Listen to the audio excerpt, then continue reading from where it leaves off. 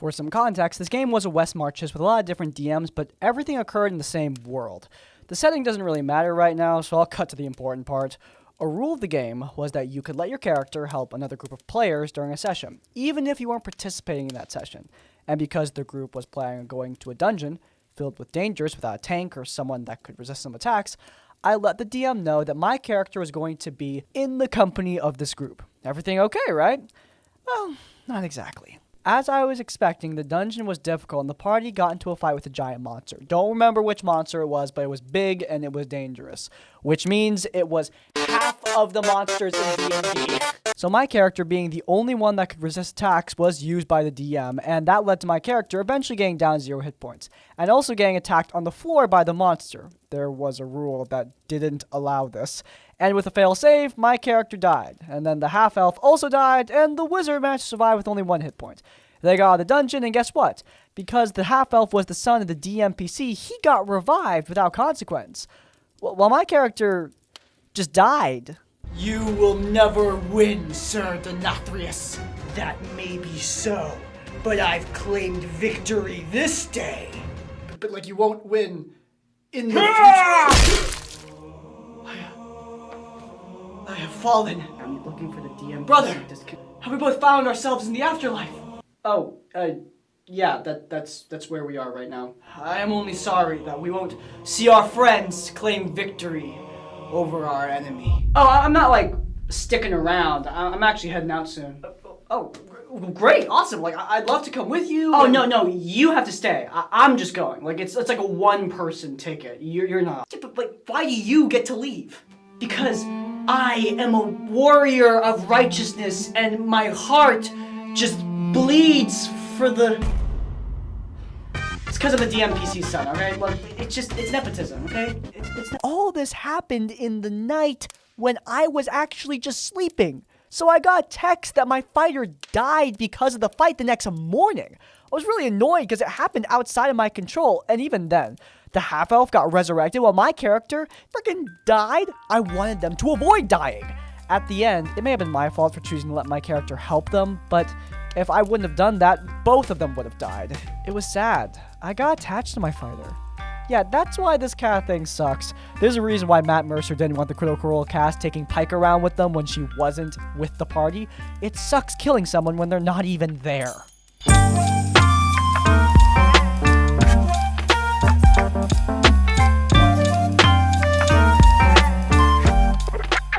So I was playing a zombie apocalypse campaign with a group of random people I'd met online. I can't remember the system or how many players were involved, only that the most important person in the story was the Dungeon Master, who we nicknamed Tiny. Not the most creative, but hey, it stuck. Being stuck with a basic nickname your entire life, it seems to completely overtake your existence. Can't imagine what that's like. At one point in the session, we were scavenging an abandoned school for supplies when Tiny announced that we could hear crying coming from the second floor. One of the players, our scout, if I recall, immediately chimed in, "I want to sneak out of the room and climb a tree outside to get a better view of what's going on upstairs." What followed was weird. As soon as the player finished speaking, there was a sudden thud on the other end of the call, then silence. Confused, we all call out for Tiny.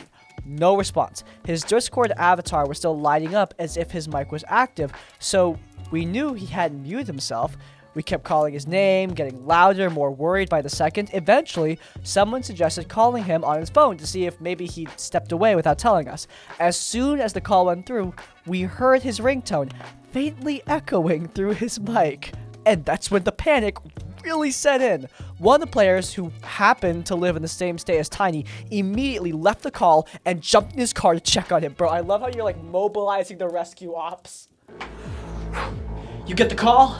Yeah, I got the call. Who's the target? A Dungeons and Dragons player. Knocked out at his own desk. Oh, God. In the D&D world, there's no telling what could have happened. He could have been kidnapped. He could have been killed. He could have learned about a D&D scandal that got even worse.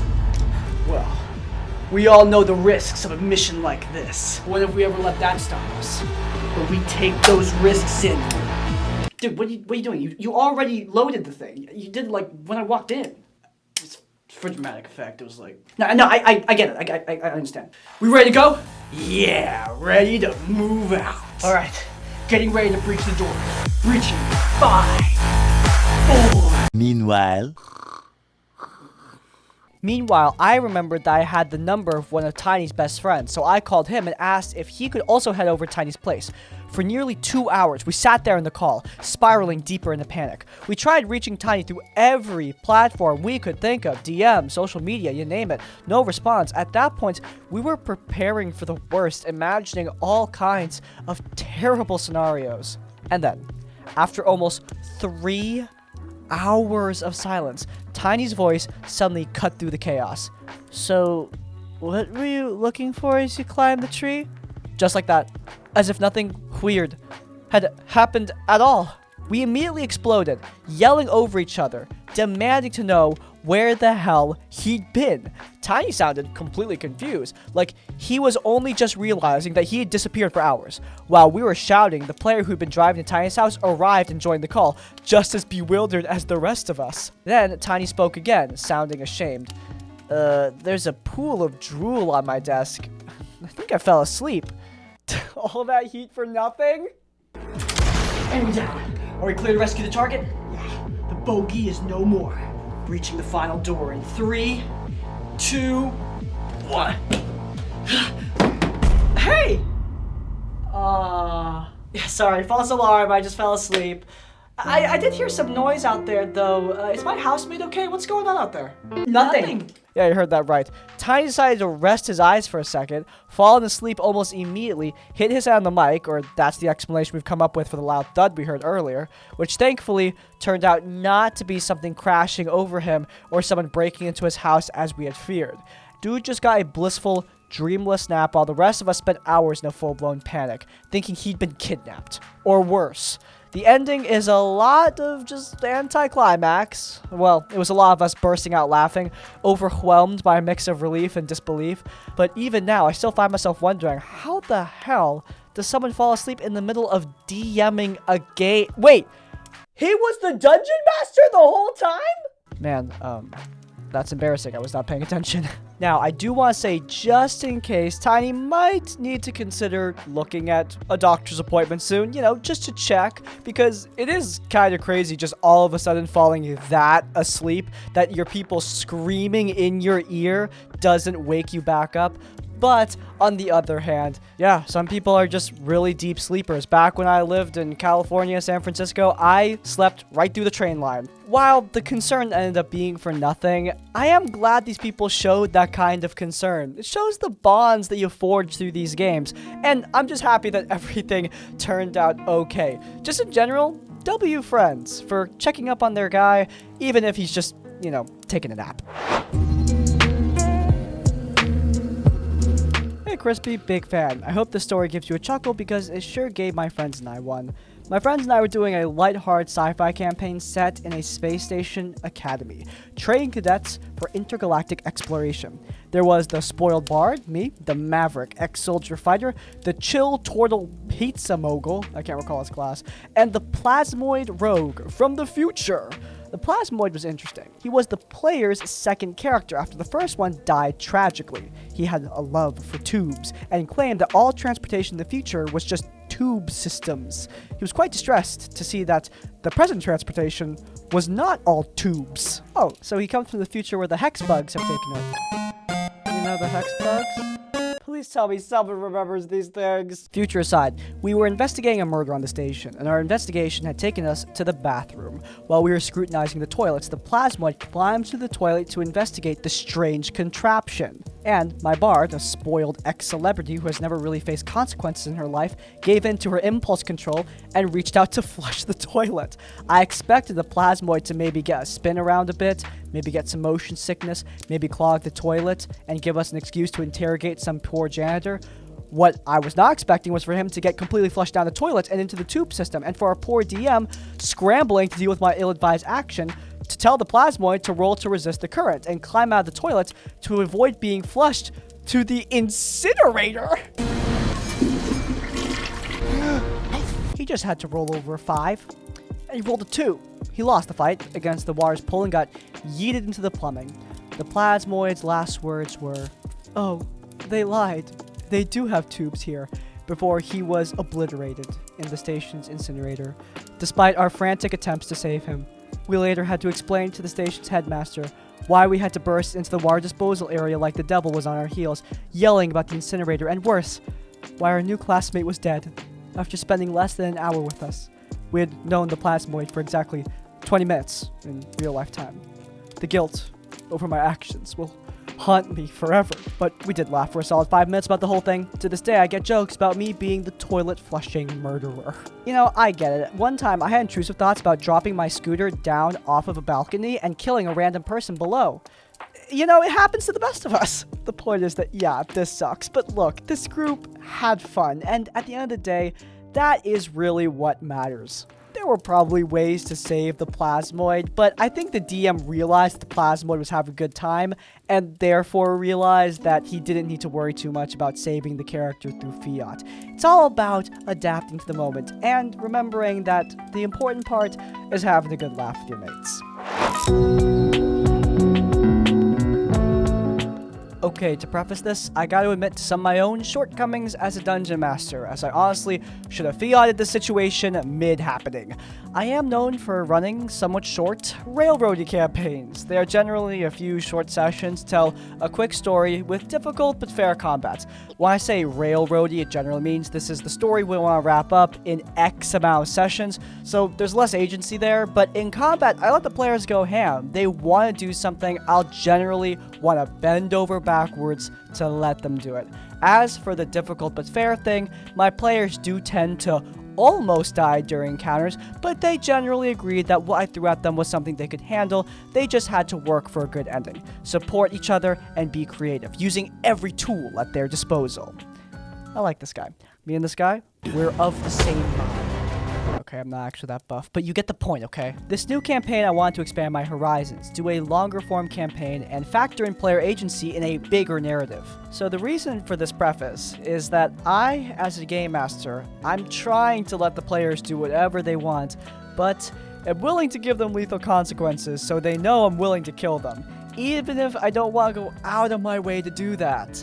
The game was Starfinder, and the game would start with the final city on the world under siege by a mysterious foe. The city was basically a giant arc full of good and evil, and just trying to survive, and they had a plan. Teleport the entire city to a new plane of existence after a single session where they had to defend against this final wave of enemies. The plan was after this first session, they would be free to do whatever they wanted in this new realm. Explore, take over the city, make it a republic, start a colony, whatever. I even created a meta plot where they would have the option to learn about the baddies and then take the fight to them. They just had to survive the first mission. So in comes the final wave. As the city starts shimmering and preparing to teleport, a horde of monstrosities comes pouring out to break in before they can go. The players, all 6 of them, are holding the wall, flinging spells, shooting stuff, all that. Suddenly, a new foe emerges. They appear to be wielding advanced technology and commanding the horde. They launch anchors into the city wall, stopping the teleport mid-ritual. Wait, you mean like boat anchors? Like these anchors? Like from Lord of the Rings? Oh, that's not gonna stop a teleport. Right? I don't know how magic works. I've never played Starfinder. Command contacts the players. All across the wall, teams are sallying forth from the walls to cut these tethers, and they should, because otherwise all life is going extinct. The players come up with a plan. 3 of them force their way up the streets to a bad guy, while the other 3 provide supporting fire and bring in an air car to rescue the team after the bad guys are taken down. This was to stop the bad guys from taking out their line of retreat, because the city was only going to be present for a few more moments before disappearing. Some heart-pounding action later, the first team has reached the bad guy and taken them down. They have injured one player character. Team B flies in and goes to rescue them. They land, the 2 in the back laying down covering fire as the horde is piling in. The 2 remaining members of the first team drag the unconscious body of their team member onto the ship. The driver picks them up and starts heading back to the city, punching it past the flying bad guys, desperate to reach the city in time before it teleports away. Time for the great escape, right? It's been an amazing session. I'm not even planning on doing any checks from the getaway. I mean, if they fail to check, it would be a TPK or something close to that. Plus, I mean, they already did an amazing job. They had a competent driver, so there was no reason they wouldn't survive. Sometimes foreshadowing is relatively obvious. And it begins. A player from the Sally Forth team barges into the cockpit of the driver. Give me the controls, there's not much time. What? So the driver responds like, no, dude, buckle in, we're getting out of here. They start going back and forth. The rest of the party and I are sitting there confused as hell. Then the dude who started the fight says, I pull out my gun and point at the driver and say, we don't have time for this. I'm a better driver. Get out or die. Like, where the hell did that come from? The driver then says, I turn off the engine? We all sit there in shock. Again, the first player shouldn't have started this or pulled out the gun, but turning off the engine would definitely kill everybody. Okay, hang on. This is gonna be a bumpy ride. Wait! Before we do our urgent, time-sensitive escape, let me drive. Bro, I'm already in the chair. Wait, you want me to like get out, scramble over you? I mean, come on, like let's just go. Hey, are you guys done screwing around? We gotta get out of here. Well then, you leave me no choice. Dude, get out of the car, man, or I'll drag your body slowly out of the vehicle while impending doom approaches. Dude, man, are you crazy? The apocalypse is literally like right behind us. We've gotta go. Can you just wait a second? It's not like we're in a hurry. Getting everyone killed to prove your point? Well, two can play at that game.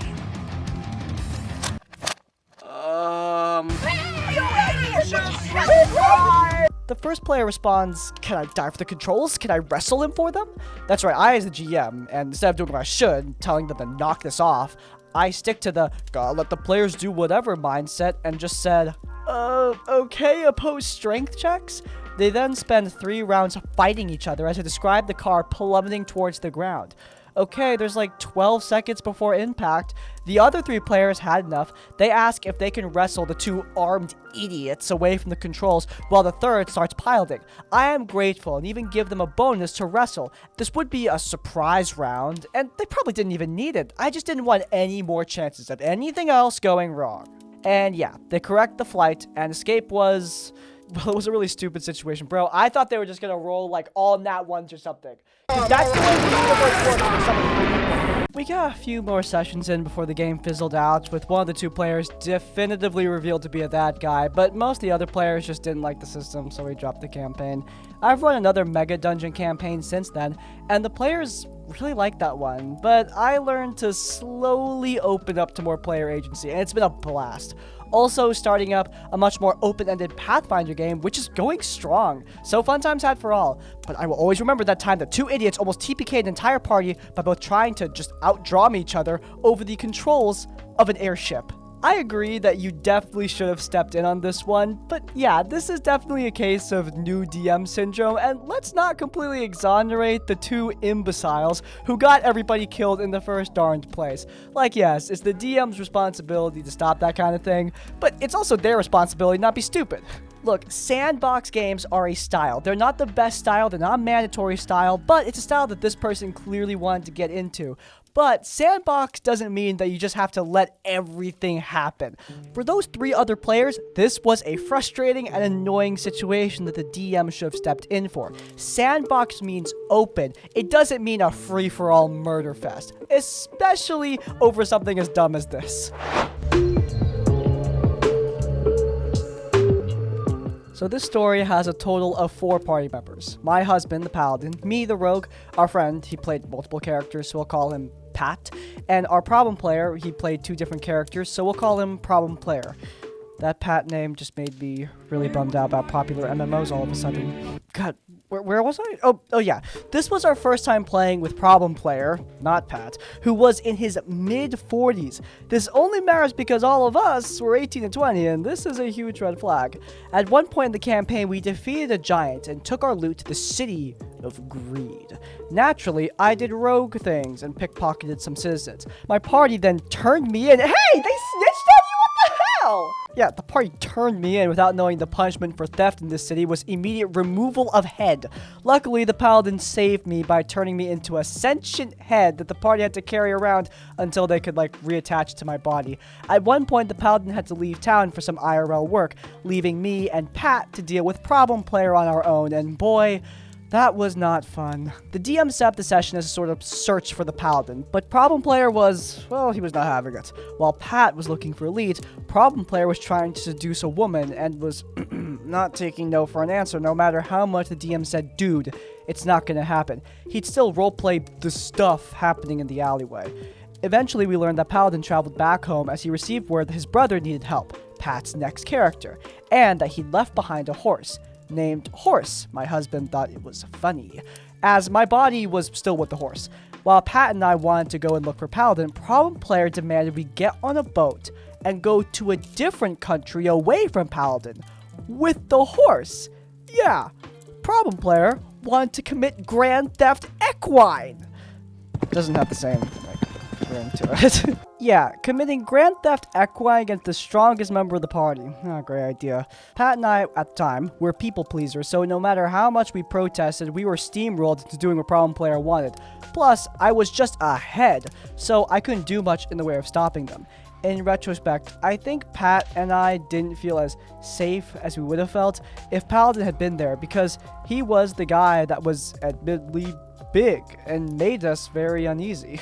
Anyway, we were aboard a boat and found a church that could reattach my head, and I go to finish my arc, which is to start a big old war with this city that we have traveled to, and also another country of which the DM was leaving up to me.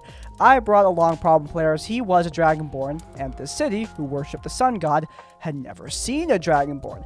I thought I could convince them that his cone of fire meant that he was a prophet of their god, and could tell them their way of life was in danger, and that they were a target of destruction.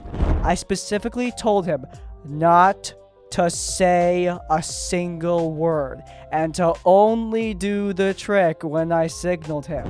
And it worked! I was so happy and excited, and asked DM which city had the worst reputation, so that it would be reasonable to suggest that they were behind this, and so I could do it without ruffling any feathers with any of the party members. Can you guess what city Problem Player wanted to blame? Yep, the city that Paladin and Pat's brand new characters were in. So we could bring the party back together.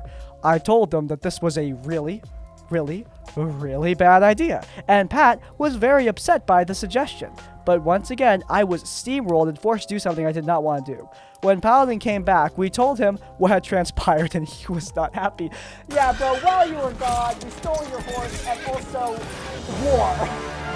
When D&D time rolled around again, he made sure that Problem Player knew he was displeased and would not be doing what he wanted. Problem Player pouted and whined about Paladin not wanting to come to use in-game, but then he moved on to being excited about his new character and then quickly bummed that he wasn't as close to his new Cerberus puppy as I was to my dog that I had bought earlier in the city agreed. He was just not a fun person out of the game either, even to the point where it was creepy. When Paladin left that 1 week for work, he complimented me on my yoga pants, which I thanked him for, and in turn he said, quote, "Better be careful though. Those things they tear so easily.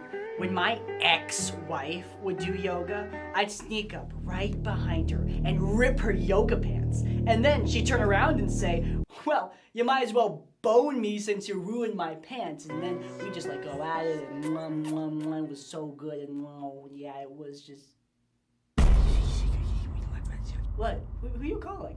Oh, the FBI. FBI! Wait, what? Dude, you got a daughter. That crap is weird. He was making direct eye contact with me with this creepy ass smile on his face.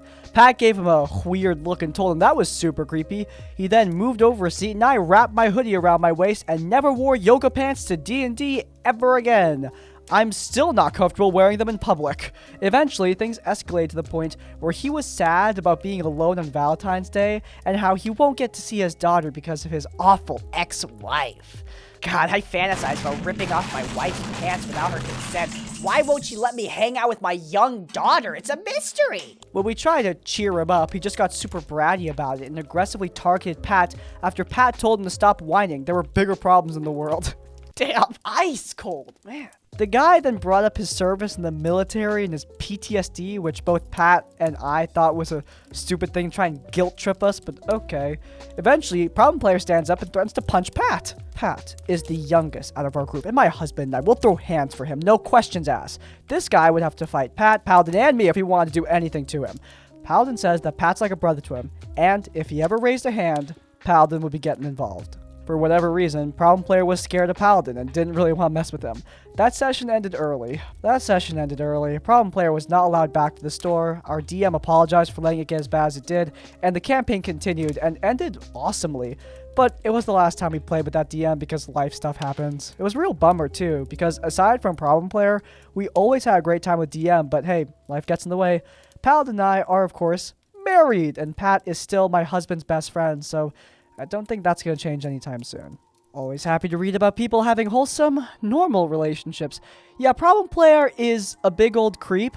I definitely think that after that yoga pants comment, stuff should have stopped right away. Don't let anyone make you feel ashamed about the things you wear, okay? I'm really bummed that the comments of others have unfortunately affected the way I dress in a pretty drastic way, and I'm hoping to change that in the future. It really sucks. Problem Player's primary issue is the incel stuff, but let's not forget about the instigating of problems in the game. I mean, clearly this is a campaign where a little bit of evil isn't completely out of the ordinary, but the big key here is that Problem Player is trying to intentionally screw over two other players by causing a war with their home.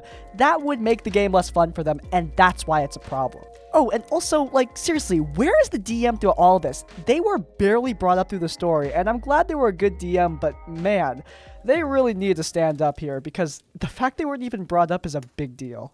Hey, that's a wrap. If you guys enjoyed this episode, then you might enjoy our last episode of Tabletop Tavern Tips. I dressed as Shadowheart, God's favorite princess, and took on the false Hydra. In my opinion, one of D&D's dumbest monsters. It's linked in the cards, but before you go, please do leave a like on this one and subscribe to Crispy's Tavern so you don't miss any of our content as it comes out. And finally, if you want to leave your own stories or thoughts, you can go down in the comments down below. If you can't think of a comment, leave the comment, not the yoga pants, to let me know you made it to the end of the video. Hey, by the way, if you have your own horror stories, you can send them directly to us. There's an email down in the description down below. Send your stories our way for a chance to be featured in one of these videos. But hey, even if you don't have any stories, in essence, like, comment, subscribe. We'll see you all next time. Farewell. Where's my phone? Whenever I need it for a prop, it's never good.